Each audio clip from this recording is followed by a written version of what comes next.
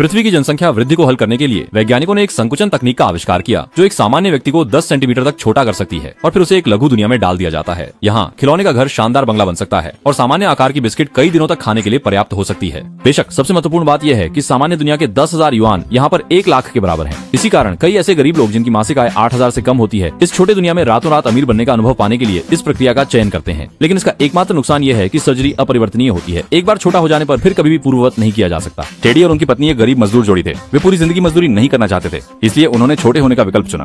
मनुष्य को छोटा करने की प्रक्रिया में 3 चरण होते हैं। सबसे पहले व्यक्ति के शरीर के सभी बालों को साफ करना होता है, फिर सभी दांतों को निकालना होता है, क्योंकि छोटा करने की प्रक्रिया सिर्फ जैविक पदार्थ को छोटा कर सकती है। कहा जाता है कि कोई व्यक्ति सोने के दांत निकालना भूल गया, जिससे तुरंत शरीर विस्फोट कर गया। अंत में इन लोगों को माइक्रोवेव में रखकर मध्यम आंच पर 1 मिनट और तेज आंच पर 2 मिनट गर्म किया जाता है। समय पूरा होने पर छोटा करने की प्रक्रिया सफल हो जाती है।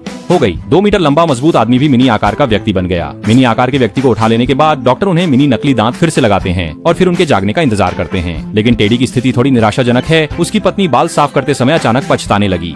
छोड़ दिया। गुस्से में टेडी वहीं भड़क गया, लेकिन चाहे जितना भी डांटा पत्नी नहीं मानी। कोई चारा नहीं, टेडी को अकेले ही इस मिनी दुनिया में कदम रखना पड़ा। और जब उसने वास्तविकता जैसे माहौल को देखा तो उसे अजनबी और महसूस हुआ, अकेलापन। इसके बाद वह अपनी खुद की हवेली में आ गया। वैज्ञानिकों ने जैसा कहा था यहाँ सब कुछ था, बस पत्नी की कमी थी। कुछ ही दिनों में पत्नी ने तलाक का एक समझौता पत्र और एक विशाल आकार की अंगूठी भेज दी।